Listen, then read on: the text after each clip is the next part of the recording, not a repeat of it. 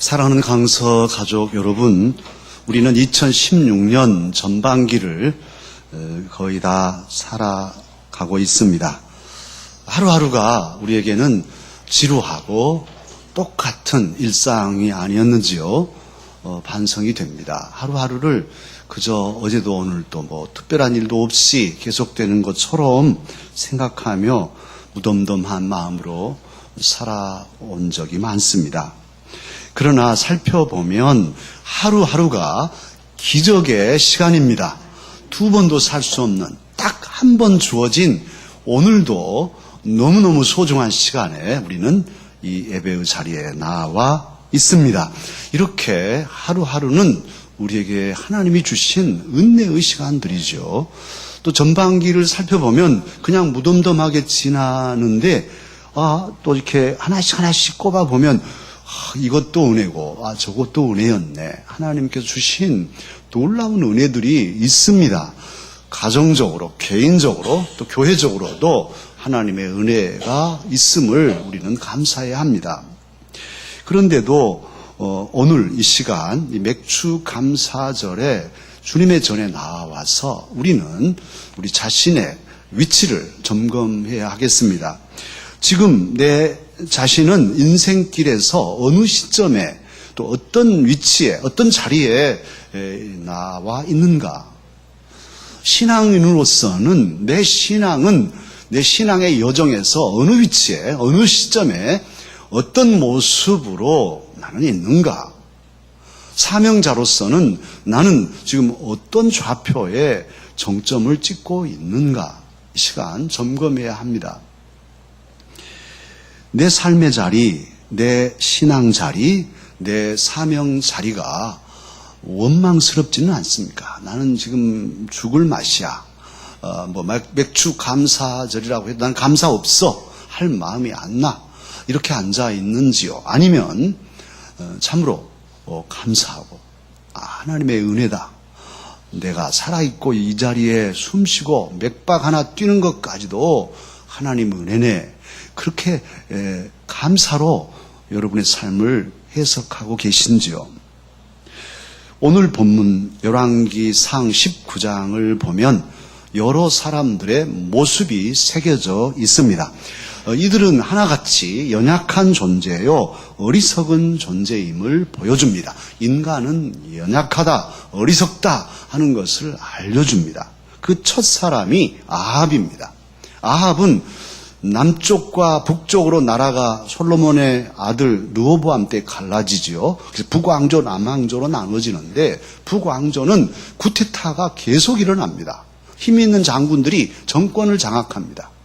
그런데 이 열왕기상 19장은 오므리 왕조 때 2대 왕인 아합의 이야기가 기록되어 있어요. 오므리는 군대 장관이었는데 쿠데타를 일으켜서 왕이 되고 수도를 사마리아로 천도합니다. 그렇게 하고 아들 아합에게 왕위를 물려줬는데 가장 악한 왕 아합이죠. 아합은 이제 결혼 정책으로 평화를 유지합니다. 바로 북이스라엘 바로 위쪽은 페니키아, 두로와 시돈 나라인데 그 더 위쪽 시리아의 침략을 막기 위해서 연맹을 맺습니다. 그래서 시돈 왕 엑바알의 딸인 이세벨을 아내로 맞아들입니다. 그래서 정략적인 결혼으로 나라를 안정시키고 남쪽으로는 또 딸 아달랴를 시집 보내가지고 남쪽 유다와도 혼인 관계로 그렇게 안정을 취하는 왕이 아합이에요. 아합은 하나님의 백성 이스라엘을 이끄는 왕인데도 이제 이세벨을 맞이하면서 사마리아에 바알 신전을 짓고 바알 제단에서 제사를 드립니다. 그러니까 이 아합은 정치하는데 나라를 다스리는데 내게 유익이면 하나님도 좋고 바알도 좋고 좋은 게 좋은 거다. 이런 혼합주의의 정책을 펼쳤어요. 그러다 보니까 가닥이 없고 줏대가 없는 것이죠. 그 인생 자체도 혼란 속에 빠져듭니다. 이런 삶들이 오늘 현대에도 있지요. 하나님도 좋고 점도 치러 가도 괜찮고 운수도 좀 보고 뭐 이것도 좋고 저것도 좋은 게 좋은 거지 뭐. 이런 생각을 가진 사람이 있다면 아합과 같은 부류이죠. 아합은 위대한 선지자 엘리야의 행적을 잘 보고 있어요. 오늘 본문 1절에 보면 엘리야의 행한 모든 것을 다 알고 있습니다. 그리고 그가 바알과 아세라 선지자를 죽인 것도 다 알고 있어요. 때로는 엘리야의 지적에 회개도 한 적이 있습니다. 엘리야가 하늘에서 불을 내리고 비를 그치게 하고 비를 내리게 하는 그런 하나님의 일꾼이라는 것도 알고 있어요. 그런데 아는 것이 다가 아니에요. 그는 참으로 전능하신 하나님, 비를 내리시기도 하고 멈추기도 하시고 불을 내리시기도 하시는 죽은 자도 살리신 이 하나님을 믿음으로 고백하지 않습니다. 전 삶을 바쳐서 하나님을 참으로 위대하신 하나님으로 모시고 섬겨 살겠다는 결단이 없어요. 오히려 아내 눈치 보고 사랑하는 아내를 하나님보다 더 사랑해서 아내한테 다 고자질을 하는 이런 모습이 오늘 아합의 신앙 태도입니다. 그 아내 이세벨은 어떻습니까? 시돈 친정에서 시집 올 때 혼수품 제1호가 뭐냐 하면 바알 신상을 가져왔어요. 그리고 바알의 제사장들을 데려왔습니다. 그래서 완전히 이스라엘을 바알 신앙으로 완전히 오염시키는 주도적인 역할을 감당합니다. 하나님을 믿고 섬기는 선지자들을 잡아다가 죽이고 그리고 바알 제사장들, 바알 선지자들을 키우고 이런 일들을 하였어요. 그가 왕의 사랑을 받으면서 권력의 정점에 이르자 인간의 권력으로 감히 여호와 하나님께 대적하고 맞서는 이런 정면의 전투를 시도한 여걸이 바로 이세벨입니다. 참으로 자기 선지자를 죽인 이 엘리야에 대해서도 오늘 본문 보십시오. 아합이 다 말해주니까 엘리야를 바로 죽이지 않습니다. 우리 같으면 바로 이렇게 자객을 보내든지 또는 군대를 보내가지고 엘리야 죽이면 되잖아요. 그런데 사신을 보냅니다. 뭐라고 하냐면 너 내일 이맘때 꼭 죽으리라. 내가 못 죽이면은 신들이 내게 벌을 내리니 나는 괜찮다. 뭐 이렇게 맹세까지 하는 거 보십시오. 시간을 주면서 토끼 몰이를 하고 있어요. 막 시끄럽게 해가지고 토끼를 몰고 또 몰고 몰아서 지쳐가지고 하면 이제 토끼 딱 잡잖아요. 하나님의 종을 토끼 몰이로 잡으려고 예고해놓고 몰고 있어요. 그래서 두려움을 주는 거죠. 겁을 주고. 이러한 상황에서 엘리야, 하나님의 사람, 어떤 모습을 우리에게 보여주나요? 엘리야는 기도하면 하늘에서 비가 멈췄어요. 3년 6개월 동안 비가 내리지 않았습니다. 오늘 읽지는 않았지만 열왕기상 18장에 보면 갈멜산에서 바알의 선지자 450명, 아세라 선지자 400명, 850대 1로 맞서가지고 하나님께서 참신인가 바알이 참신인가 겨루어서 하늘에서 불을 하나님께서 내리게 간구함으로 참으로 불이 내려서 하나님이 참신임을 증거하고 바알과 아세라 선지자들을 거기서 처단하는 이런 담대한 용사입니다.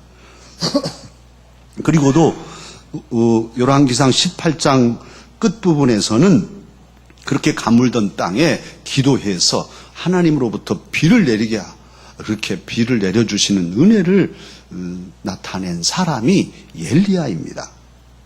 그런데 말입니다. 이런 엘리야가 사람이 두려워서 도망을 갑니다. 왜 도망을 갑니까? 오늘 본문 3절을 보면 엘리야가 도망친 이유가 나옵니다. 뭐라고 나오냐 하면 증거되냐 하면 그가 이 무엇을 보고 일어나서 도망갔습니까? 형편을 보았습니다. 이겁니다. 저와 여러분도 이런 면에서 잘못될 수 있어요. 평소에 하나님의 말씀을 듣고 하나님을 의지하고 살던 신앙의 위인이 이제는 형편을 보고 있어요. 사신이 와서 해준 말이 그의 마음에 두려움을 주고 형편을 보니까 겁이 덜컥 나서 도망을 치게 됐습니다. 하나님을 보지 않고 하나님의 말씀을 보지 않고 사람 말에 귀를 기울이고 사람의 형편으로 사람의 이성으로 판단하고 결정짓는 이런 엘리야가 되어서 도망치게 됩니다. 오늘 이러한 본문의 엘리야를 하나님 우리에게 제시하시면서 신앙의 표본으로 삼게 하십니다. 영적으로 충만하고 성령이 충만할 때 엘리야는 갈멜산에서 위대한 승리를 이루었지요. 전무후무한 대승리를 이루었습니다. 그래서 하나님 살아계심을 모든 백성에게 증거한 엘리야인데 이제 한순간에 믿음이 쪼그라드니까 영적으로 지치고 침체되니까 사람이 두려워지고 사람 말에 휩쓸리고 형편에 휩쓸려서 도망을 치는 자기 목숨을 구하려고 도망치는 모습을 보십시오. 엘리야의 행적을 보면 참으로 얼마나 겁이 났는가를 알 수 있어요. 갈멜산은 북이스라엘 북쪽에 있어요. 이스라엘 북부에 갈릴리 바다 왼쪽으로 위쪽에 있는데 그 갈멜산에서 어디까지 도망치냐면 국경을 넘어서 남쪽 유다에 그것도 저 아래 우리나라로 말하면 저 목포쯤 되는 부엘세바에 도망을 칩니다. 그래도 마음이 안 놓입니다. 그래서 거기서 사환을 남겨놓고 자기는 또 광야까지 숨어들었습니다. 이런 엘리야를 보면 이게 참 위대한 선지자의 꼴이 말이 아닙니다. 그리고는 오늘 본문 4절 하반절에 뭐라고 광야에서 로뎀나무 아래 쓰러져 기도하냐 하면 제가 공동 번역으로 읽겠습니다. 오 여호와여, 이제 다 끝났습니다. 저의 목숨을 거두어 주십시오. 선조들보다 나을 것 없는 못난 놈입니다. 하나님, 나는 참 못난 놈이에요. 겁이 나 죽겠어요. 이제 나 더 이상 할 일도 없으니 다 데려가 주세요. 죽겠습니다. 나같이 못난 놈이 뭔 일을 합니까? 이제 미루고 있는 거예요. 자존감이 낮아질 대로 낮아져 있습니다. 물리적인 위기가, 상황의 위기가 영적인 위기를 불러일으키고 있습니다. 엘리야의 믿음, 독특한 믿음이고, 오늘 본문에서 보면 9절이라든지 보면 자기 그 엘리야 10절에서라든지 엘리야 대답하잖아요. 하나님을 향한 여호와께 열심히 유별하다. 옛날에는 특심이다. 그렇게 번역되어 있는 이 엘리야, 그 열정이 남달랐던 사람인데 이세벨의 그 협박 한마디에 와르르 무너지게 되었습니다. 참으로 하늘에서 불을 내리는 것, 자기도 직접 봤잖아요. 하늘에서 하나님이 불을 내려주신 것, 비를 멈추게 하신 하나님, 7번 기도해서 다시 손바닥만한 구름이 보이고, 그래서 비를 내리시는 은혜를 체험한, 직접 경험한 가시적인 영적 성과도 거둔 엘리야임에도 불구하고 이세벨의 말 한마디에 그 신앙이 완전히 땅바닥에 짓밟히고 깨져버리는 이런 어리석은 일이 어디 있겠습니까? 사랑하는 강사가 여러분, 이것이 인간입니다. 저도, 목사인 저도 마찬가지고 어느 누구도 장담할 수 없는 게 이 신앙이고 인생이에요. 그렇게 펄펄 나르던 사람도 꺾이면 우습게 돼버릴 수 있는 거죠. 아무리 착한 사람도, 성실한 사람도, 잘 하나님을 믿던 사람도 한순간에 무너질 수 있다는 사실을 오늘 엘리야를 통해 하나님은 우리에게 알려주고 계십니다. 사랑하는 강사들 여러분, 그런 점에서 이 시간, 이 맥주 감사절 전반기를 맞춰가는 이 6월 19일 주일에 저와 여러분의 인생의 좌표는 어떤 그림을 그리고 있습니까? 내 믿음의 자리, 사명의 자리는 어디이며 그곳에 제대로 나는 위치하고 있는지, 내 사명, 내 신앙, 내 인생의 모습은 과연 어떤 모습으로 이 자리에 나와 있는지요? 지금 나는 갈멜산에 있습니까? 아니면 저 광야에 도망쳐서 굴 속에 또는 노뎀나무 아래 쓰러져 있는 모습입니까? 주님께서는 저와 여러분을 이 감사절에 엘리야를 통해서 말씀하시며 점검하도록 그렇게 우리에게 촉구하고 계십니다. 사랑하는 강서 가족 여러분, 저와 여러분이 지금 어디쯤 있든지 또는 우리의 신앙과 우리의 사명의 모습이 참으로 자랑스럽든지 아니면 정말 못난 놈이라고 고백할 모습이든지 그것과 상관없이 중요한 사실이 하나 있습니다. 하나님께는 정말 기쁨이요 영광스러운 모습이면 좋겠지만 그리 아니할지라도 그리 못된 정말 못난입니다 할 그런 처지에 있더라도 우리가 기억할 중요한 사실이 있어요. 그건 뭐냐? 우리를 택하시고 자녀 삼으시고 사명자 삼으신 여호와 하나님은 어떤 경우에도 저와 여러분을 버리지 아니하십니다. 우리를 사랑하십니다. 우리를 지켜주셔요. 그래서 우리 아버지시죠. 우리는 못났지만 또 실패하고 또 실수하고 또 허물이 있더라도 그래도 하나님은 놓지 않으신 거예요. 오늘 본문이 그 사실을 증거하고 있습니다. 지금까지도 우리 모두 하나님이 함께 하심과 도우심으로 살았는데요. 올 한 해 반년도 그리고 우리의 남은 인생 언제일지는 알지 못하지만 딸깍 우리의 숨이 지는 그 순간까지 그리고도 영원한 하나님의 나라에서 주님은 우리와 함께 하시고 우리를 도우시고 지키시고 인도하여 주실 것입니다. 그러면 하나님께서는 어떻게 우리를 도우실까요? 엘리야를 도우시는 모습을 보면 알 수 있죠. 첫 번째로 하나님은 엘리야를 도우실 때 어떻게 도우시냐? 기도하는 엘리야에게 찾아와 주셨습니다. 기도하는 사람을 도우시는 하나님이십니다. 기도하는 사람을 찾으시는 하나님이십니다. 오늘 엘리야 정말 어쩌면 이런 분이 하늘에서 불을 내렸어? 말도 안 되잖아요. 그냥 하나님 나 못난 놈이에요. 데려가세요. 이렇게 로뎀나무 아래 쓰러져 가지고 그냥 잠자버리는 이런 모습인데요. 그런데 위대한 선지자답지 않는 이런 엘리야에도 불구하고 위대한 점이 있습니다. 그것은 뭐냐 하면 그는 어떤 경우에도 기도줄을 놓지 않았다는 사실입니다. 그는 도망 다니면서도 절망 속에서도 기도의 줄을 붙잡고 있어요. 심지어는 기도답지 않은 기도를 하나님 나 목숨 데려가세요. 이렇게 하는 기도가 어디 있겠습니까마는 그래도 하나님을 향하여 기도가 있다는 사실이 매우 중요합니다. 기도는 하나님과 소통하고 하나님과 교제하고 하나님을 만나는 통로입니다. 그러기에 기도가 끊어지지 않으면 하나님이 항상 찾아와 주실 수 있는 거죠. 함께 하시는 것이죠. 오늘 엘리야는 그런 점에서 기도줄을 붙잡고 하나님을 바라보는 그런 신앙의 용사였는데요. 그런 엘리야에게, 기도하는 엘리야에게 말도 안 되는 소리로 읊조릴지라도 하나님을 찾고 있는 그에게 하나님 찾아와 주셨습니다. 저와 여러분도 어려울수록 하나님을 찾고 기도하면 주님께서 우리를 찾아와 주실 것입니다. 우리를 도와주실 것입니다. 두 번째로 하나님은 어떤 엘리야를 도우시는가 하면 지치고 굶주린 엘리야를 도우셔서 엘리야를 먹여주십니다. 엘리야가 심신이 지쳤죠. 갈멜산에서 850대 1로 영적 전투를 할 때 영적 에너지가 다 소진된 것이죠.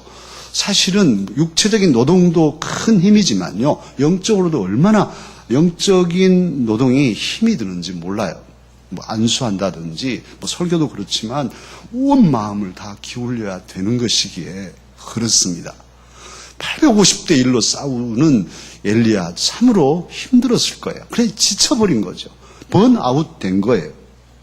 오늘 본문 5절에 보면 노뎀나무 아래에서 그냥 누워있는 것이 아니라 그냥 잠들어 버렸어요. 그냥 잠자고 싶어서가 아니라 다 놔버린 거죠. 이제는 끝났네. 어떻게 기력조차 없는 뭐 밥맛은 고사하고 어떻게 해보지 못한 내 인생 이제 끝났네. 하나님 나 이제 더 이상 어떻게 해볼 수도 없어요. 하고 그냥 자지러져 버린 것이죠. 모든 것을 다 놓아버린 엘리야. 지치고 고난 그 엘리야에게 하나님 어찌하십니까? 천사를 보내십니다. 그래서 구운 떡을 먹이시고 한 병의 물을 엘리야에게 먹게 하셔서 육신의 힘을 북돋아 주십니다. 엘리야 그 전에는 어땠습니까? 그리 시냇가에 숨어 있을 때는 하나님 까마귀를 통해서 육신의 양식을 공급해 주시죠. 또 시돈의 사르밧 과부 댁에 가서는 과부를 통해서 또 먹을 것을 공개받게 하셨잖아요. 그런데 오늘 19장에서는 천사를 보내셔서 또 먹을 것을 먹게 하셔요. 사랑하는 강서가족 여러분, 저와 여러분이 믿는 예수 그리스도 이 기독교 신앙은 금욕주의가 아닙니다. 조금 전에 우리 사도신경 고백했어요. 무엇의 부활을 믿는 사람이냐 하면 우리는 몸의 부활을 믿는 사람들입니다. 그러니까 아주 신앙 고백에 넣어놨어요. 몸의 부활과 영생을 믿습니다. 이게 믿음의 고백이에요. 그래서 우리 기독교인들은 몸을 함부로 하지 않습니다. 이 몸도 다시 주님 오실 때 부활할 것을 믿고 있어요. 그건 우리의 신앙입니다. 그러기에 우리의 신앙은 몸을 귀하게 여기는 거예요. 사실은 몸과 영이 다 함께 있어요. 몸과 영이 따로 있는 게 아닙니다. 몸이 건강해야 기도도 잘할 수 있고 찬송도 잘할 수 있어요. 몸이 아프면요, 지금 감기 몸살에 앓아 있으면 예배당에 오시지도 못할 수도 있고 와서도 그냥 정신이 혼미할 수도 있어요. 건강해야 하나님의 일도 할 수 있습니다. 부엌 일도 그렇게 할 수 있어요. 오늘 오후에 예배 마치고 우리 목자들 또 목원들 1, 2교구 모이는데요. 사실은 부엌 일 때문에 모여요. 오늘 일부의 이경 권사님 일부 가족기 다 참석해서 어디 가실랍니까? 오늘 부엌 당번이래요. 그래서 1부 예배를 드리고 2부 때 봉사하고 3부 때 아동부 교사로 헌신하려고 그렇게 하시더라고요. 제 담임 목사로서는 우리 서정미 집사님이 오후 찬양 예배를 못 드리고 설거지하고 있어요. 우리는 다 찬양하고 뭐 좋다고 할렐루야 하는데 저 부엌에서 혼자 설거지를 하는 심정은 어떨까요? 막 가슴이 아파요. 그런 아픔, 우리가 조금만 돕고 시간 조정만 하면 즐거움으로 기쁨으로 일할 수 있잖아요. 다 같이 또 예배 드릴 수 있잖아요. 이런 일들을 우리가 도모해 보자고 오늘 오후에 모입니다. 이런 모든 것들이 사실은 건강한 교회를 만들어가는 것이고, 그런 섬김도 몸이 건강해야, 나는 몸이 아파서 도저히 설거지를 못해요, 이렇게 된단 말이에요. 그러나 건강하면 씩씩하게 남의 것까지도 하고, 어이구 교사 해, 그러면 내가 이거 해줄게 하고 할 수 있잖아요. 할렐루야. 뭐 아멘은 적죠. 이런 아멘은 봉사하십시다. 건강해서 기쁨으로 봉사하십시다. 그리고요, 우리가 선한 뜻을 가지면 엘리야를, 지쳐서 쓰러진 엘리야를 일으키신 하나님, 그 음식을 먹게 하시고 40주 40이야 밤낮으로 쉬지도 않고 40일을 걸었고 뛰어서 호렙산에 이르게 하셨던 하나님, 저에게도 힘을 공급해 주옵소서. 밥을 드실 때도 하나님, 이 밥을 먹는데요, 제 몸에 건강을 주시옵소서. 이 몸 건강해서 설거지 잘하랍니다. 이렇게 해야 된단 말이에요. 이건 또 아멘 안 하시잖아요. 서로 돕고 아름다운 강서 교회를 만드십시다. 서로 섬기고 더 힘든 일을 서로 하려고 하고. 주님은 아셔요. 주님은 아시고. 세 번째로, 우리 하나님께서는 어떻게 우리를 도우시느냐 하면 엘리야를 도우시는 것 보면 도운데요. 이게 세 번째가 더 가장 중요한 건데요. 절망과 두려움에 휩싸여 있는 엘리야에게 하나님은 무엇을 주시냐 하면 말씀을 주십니다. 그래서 엘리야를 회복시켜 주셔요. 9절에 보면 엘리야 호렙산 굴 속에 있습니다. 굴 속에 있다는 것은 이제 막장 인생이 된 거예요. 더 이상 도망갈 수 없어요. 굴 속에 들어가면요, 저 안에 있으면 굴 밖에서 고추대 막 떼잖아요. 그러면 매운 연기 때문에 캑캑거리고 나올 수밖에 없어요. 더 이상 도망갈 것이 없는 것이에요. 굴은 인생의 막장이에요. 제가 성지순례 다녀올 때 시내산에서 내려오는 길이 두 길인가 있었어요. 더 쉬운 길이 있고 더 어려운 길이 있는데, 더 어려운 길은 먼 길이랍니까? 그 길에는 엘리야 굴이 있대요. 오늘 본문에 나온 그 굴, 기도했던 굴이 있다 그래서 저랑 우리 곽영지 집사님이랑 모두 몇 사람 그 어려운 길로 내려오면서 그 굴 보고 왔지 않습니까? 제가 봤어요. 기도원, 수도원도 거기 있더라고요. 그런데 엘리야는 지금 호렙에 와서 막장을 치고 지금 하나님께 기도하고 있었어요. 그런데 얼마나 자존감도 상하고 도망갈 수 없는 그런 상황에서 절망이 됩니까? 그 엘리야에게, 절망하고 있는 막장에 있는 엘리야에게 하나님께서 임하십니다. 어떻게 임하시냐? 말씀으로 임하셔요. 오늘 본문 11절 보면 주님께서 9절에 말씀하시죠. 오셔서 먼저는 그렇게 말씀하시죠.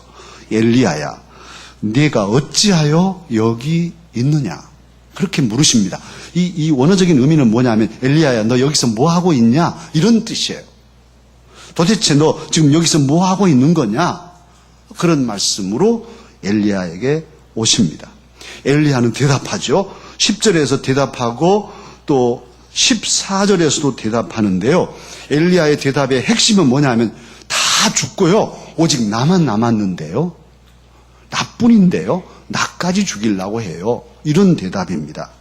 그러니까 고독함, 외로움, 나밖에 없는 그 고독함의 두려움. 지금 엘리야의 마음은 그렇게 되어 있습니다. 그런데요, 바로 그 고독한 자리에 두려움을 안고 있는 엘리야에게 하나님께서는 나타나셔서 말씀하십니다. 뭐라고 말씀하시냐 하면 11절입니다. 뭐라고 말씀하시냐? 너는 나가서 여호와 앞에서 산에 서라. 그렇게 말씀하십니다. 공동번역으로 읽으면요, 앞으로 나가서 여호와 앞에 있는 산 위에 서 있으라. 그런 말씀이에요. 이건 달리 말하면요, 너 혼자냐? 너 혼자라고? 좋다. 너 혼자지만 그래, 외로운 단독자로서 절대자이신 하나님과 대면하라.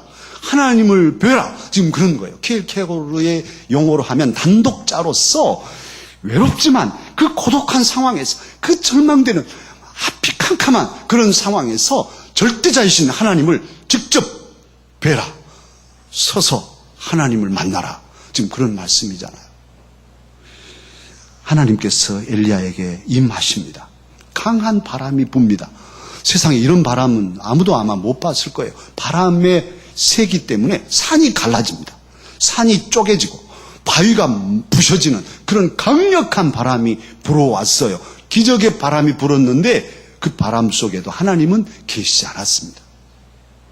바람 후에 지진이 났습니다. 지축이 흔들리고 땅이 갈라지는데 얼마나 두렵겠어요. 그런데 그 지진 속에도 하나님은 계시지 않습니다. 사랑하는 강서가 여러분, 우리 하나님을 뵌다는 것, 만난다는 것, 기적에 기초한 신앙은 무너지는 거예요. 우리의 신앙의 기초는 기적이 아니에요. 강한 바람이나 지진이나 무슨 하늘에서 불이 떨어지는 이런 것으로 우리는 하나님 살아계신다고 믿을 수 없어요. 그런 신앙은 며칠 못 갑니다. 오늘 하나님은 거기에 계시지 않았습니다. 지진 후에 불이 있었지만 불꽃 속에도 하나님은 계시지 않았어요. 그런데 불 후에 세미한 소리가 들립니다. 그 소리 속에 하나님의 말씀이 임합니다. 그 말씀이 곧 하나님이시죠. 하나님께서는 말씀으로 엘리야에게 오셨습니다. 할렐루야. 그래서 오늘 하나님 다시 말씀하시잖아요. 엘리야야, 내가 어찌하여 여기 있느냐 하시고는 15절 이하에 세 가지 중요한 사명을 맡겨주시죠. 말씀으로 맡겨주십니다. 엘리야는 그때 그 절망의 시간에, 고독한 시간에 하나님을 대면하고 하나님의 말씀을 붙잡고 영적 건강을 회복하였습니다. 사명감을 다시 회복하였습니다. 지쳐서 인생 끝나는 엘리야가 아니라 사명을 다시 힘차게 감당하고, 우리가 잘 알죠. 엘리야는 불병거타고 죽음을 보지 않고 하나님 나라에 올라간 하나님의 사람이 되었습니다. 할렐루야. 사랑하는 강서 가족 여러분, 세상이 어지러울 때 난세에 우리가 붙들 게 무엇일까요? 6.25도 거치고 일제강점기도 거쳤지만 가만히 역사를 살펴보면 난세일수록 붙들어야 할 것이 하나님의 말씀입니다. 이리 갈지 저리 갈지를 알지 못할 때 우리가 붙잡고 우뚝 서서 전진할 수 있는 그 우리의 지침, 우리의 삶의 가장 성공적인 원리는 하나님의 말씀입니다. 정말 답답하고 외롭고 절망스러울 때, 내 인생이 막장이라고 느껴질 때에 붙들고 일어날 수 있는 그 우리의 생명줄은 하나님 여호와의 말씀입니다. 우리 모두 하나님 말씀에 귀를 기울이고 힘들수록 어려울수록 하나님의 음성을 듣고 그 말씀을 붙잡고 일어나서 전진하십시다. 톨스토이의 단편 중에는 교훈되는 그런 단편들이 많죠. 근데 그 중에 하나가 있는데요. 이반이라는 사람이 있었습니다. 이반의 집에 닭을 키우는데 이 암탉이 옆집 가브리엘 집에 가서 알을 낳았어요. 닭이 무슨 집 경계 울타리를 알겠습니까? 어쩌겠습니까? 지 마음에 맞는 데 가서 그냥 알 낳는 것이죠. 그래서 이반집 며느리가 보니까 암탉이 분명히 가브리엘 집에 갔는데 거기서 꼬꼬댁 이제 알 낳았다고 막 신호하고 그러니까 갔어요. 우리 암탉이 여기 왔죠. 우리 계란 여기 낳은 것 같은데 이렇게 하니까 그쪽 가브리엘 집 하나님이 화가 났어요. 뭐야 이거? 그래가지고 좋은 말이 안 되잖아요. 이게 그 말 때문에 말 가지고 티격태격하다가 싸움이 됐어요. 사람의 말을 들으면 안 되는데 그게 싸움이 돼서 여자들 싸움이 이제 남자들 싸움이 돼가지고 막 수염을 뽑고 막 고소가 되고 이렇게 됐어요.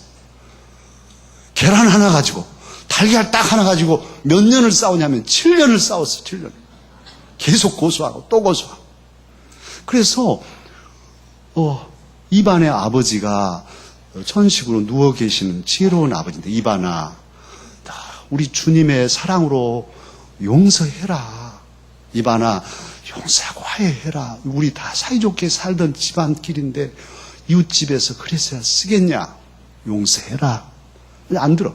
안 듣고 내가 용서 안 하려고 합니까? 해도 저쪽에서 막 이렇게 하는데 별 이유가 있겠죠. 그래서 싸움이 계속됐는데요. 이제 악에 바친 가브리엘이 이반집 불태운다고 공공연히 소리쳤거든요. 그런데 진짜 어느 날 가브리엘이 자기 집에 불을 붙이는 거예요. 그러니까 이반이 그걸 목격하고 자기 집 불을 꺼야 쓰겠습니까? 불 지른 사람을 잡아야 되겠습니까? 여러분 같으면 어떻게 하랍니까?